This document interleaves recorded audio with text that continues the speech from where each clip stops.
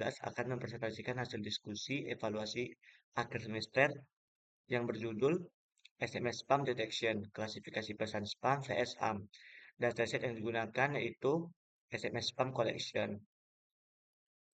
Yang pertama, business understanding. Latar belakang, pesan singkat tetap menjadi kanal komunikasi yang rentan salah gunakan untuk spam. Mulai dari penipuan berhadiah palsu, penawaran produk ilegal, hingga phishing yang mengaruh pada pencurian data pribadi. Operator telekomunikasi dan penyedia layanan pesan memerlukan sistem penyaring otomatis yang mampu memisahkan pesan sah dari pesan spam secara akurat, cepat, dan dapat diskalakan tanpa bergantung pada aturan manual yang mudah usang. Kemudian tujuan analisis.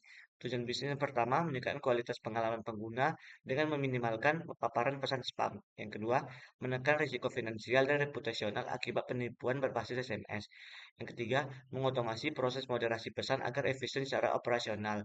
Kemudian tujuan analisisnya yang pertama, membangun model klasifikasi biner yang memprediksi apakah pesan tergolong spam atau HAM, kemudian mengidentifikasi karakteristik tekstual dan struktural yang paling membedakan spam dari HAM. Kemudian yang ketiga membandingkan beberapa algoritma machine learning untuk memperoleh model dengan performa terbaik dan trade-off precision recall yang sesuai konteks bisnis. Kemudian manfaat dan potensi implementasi. Modul yang dihasilkan berpotensi diintegrasikan sebagai layanan penyaringan pesan real-time pada gateway SMS operator, aplikasi pesan pihak ketiga, atau sistem customer notification. Selain itu, fitur-fitur penting yang teridentifikasi dapat menjadi dasar penyusunan aturan tambahan yang melengkapi model statistik. Kemudian yang kedua, data understanding. Dataset SMS spam collection berisi 5.572 pesan SMS berbahasa Inggris yang telah diberi label HAM atau spam. Dikompilasi dari berbagai sumber publik untuk keperluan riset penyaringan spam. Interpretasi temuan awal yang pertama, dataset terdiri dari 5.572 baris dan 2 kolom tanpa nilai kosong atau missing value. Kemudian distribusi kelas tidak seimbang, imbalance sebanyak 86,6% HAM dan 13,4% spam. Rasio kurang lebih 6,5 banding 1. Hal ini wajar pada konteks nyata, namun perlu ditangani pada tahap modeling. Kemudian ditemukan 403 baris duplikat penuh yang perlu dihapus agar tidak menimbulkan data leakage antara data latih dan data uji. Kemudian ketiga data preparation. Yang pertama ada handling duplicate values. Duplikat penuh sebanyak 403 baris dihapus untuk mencegah data leakage saat trend test split. Eh, Kemudian handling missing values tidak ditemukan missing value pada tahap understanding sehingga tidak diperlukan imputasi. Kemudian yang ketiga encoding target variable. HAM dilabeli dengan 0 dan spam dilabeli dengan 1.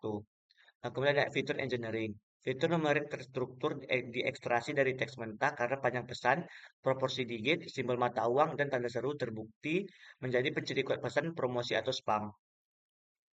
Kemudian ada text cleaning, lower casing, penghapusan URL dan karakter alfabet, penghapusan stop word dan token pendek untuk mengurangi noise sebelum TF-IDF. Kemudian ada handling outlier. Sharecode memiliki beberapa nilai ekstrim seperti pesan sangat panjang atau gabungan multipart SMS.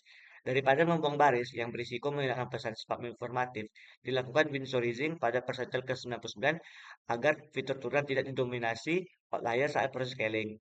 Outlier di cap pada persentil ke-99 sebanyak 230 karakter dan 50 baris terdampak. Kemudian ada trend test split, eh, split 80 banding 20 dengan stratifikasi pada label agar proporsi kelas spam dan HAM tetap konsisten dilatih di data latih maupun data uji. Penting pada dataset imbalance. Ukuran data latih sebanyak 4.135 dan ukuran data uji sebanyak 1.034. Kemudian ada fitur extraction, TF-IDF factorization. TF-IDF dipilih karena secara empiris memberi bobot lebih tinggi pada kata yang diskriminatif antar kelas dibanding back of word biasa. Fit hanya pada data latih untuk mencegah data leakage.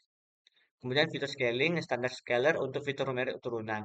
Standar scaler dipilih karena beberapa algoritma seperti logistic regression sensitif terhadap skala fitur dan fitur numerik turunan memiliki rentang nilai yang berbeda jauh.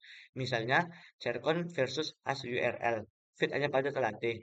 Kemudian menggabungkan fitur TF-IDF dengan fitur numerik. Adapun ringkasan keputusan preprocessing-nya yaitu yang pertama, duplikat 403 baris dihapus untuk mencegah data leakage. Kemudian tidak ada missing value sehingga tidak diperlukan imputasi. Kemudian outlier panjang pesan di cap bukan dibuang agar informasi pesan panjang tetap terjaga. Kemudian encoding target biner yang ham dilabeli dengan 0 dan spam dilabeli dengan 1. Kemudian fitur engineering menghasilkan 10 fitur numerik turunan dari struktur pesan. Kemudian text cleaning dilakukan sebelum vektorisasi agar noise tidak membenahi ruang fitur GFDF. Kemudian GFDF dipilih karena representasi teks karena memberi bobot proporsional terhadap kata yang jarang tapi diskriminatif seperti urgent dan claim. Kemudian standar scalar ditetapkan pada fitur numerik turunan agar sebanding dengan skala fitur GFDF. Yang terakhir, trend test split 80/20 stratified menjaga proporsi kelas pada ketua subset.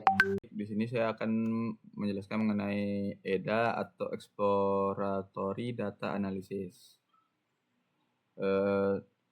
Yang kami dapatkan pertama dalam EDA itu distribusi kelas target antara ham dan spam. Jadi yang mendominasi dataset dalam SMS yaitu adalah ham. Seperti bisa kita lihat ada lebih dari 4.516 pesan, sedangkan spam hanya 653. Selanjutnya distribusi jumlah karakter per pesan. Ada sekitar 20 sampai 100 karakter untuk setiap jumlah karakter per pesannya. Selanjutnya SMS.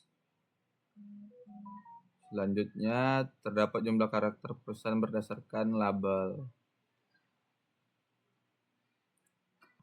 Kesimpulan dari untuk EDA ini yaitu hasil EDA menunjukkan bahwa dataset didominasi oleh pesan ham sehingga distribusi data seimbang. Selanjutnya ada analisis yang menunjukkan bahwa pesan spam cenderung memiliki jumlah karakter dan data yang lebih banyak, serta sering mengandung angka, simbol, mata uang, tanda seru, dan kata-kata promosi seperti free, claim, price, dan urgent. Selanjutnya, itu hasil kolerasi visualisasi menunjukkan bahwa fitur-fitur tersebut memiliki pengaruh yang membedakan pesan spam dan ham. Terus berdasarkan temuan tersebut, fitur hasil EDA layak digunakan sebagai dasar dalam proses pemodelan dan meningkatkan akurasi klasifikasi SMS selanjutnya. Selanjutnya itu ada untuk modeling. Dalam modeling kami menguji dengan 4 algoritma yaitu logistic regression, decision tree, random forest, dan XGBox.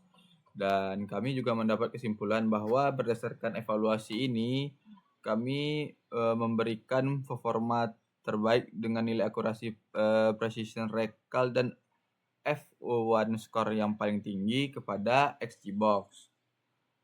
Karena dalam XGBox dia menggunakan graded embossing, yaitu membangun pohon secara bertahap untuk memperbaiki kesalahan model sebelumnya, dan model ini menghasilkan performa yang paling baik dalam mendeteksi SMS spam. Selanjutnya kita ke bagian evaluation. Dan berdasarkan hasil evaluasi, yaitu evaluasi ini difokuskan pada model hasil tunning menggunakan akurasi, precision, recall F1 score, ROC AUC, confusion matrix. Dan kami juga mendapatkan hasilnya itu berdasarkan hasil keseluruhan itu semua model memiliki performa yang baik, namun XGBox memberikan hasil paling seimbang dan terbaik secara keseluruhan sehingga dipilih sebagai model utama untuk klasifikasi SMS spam. Selanjutnya yaitu untuk interpretation dan recommendation.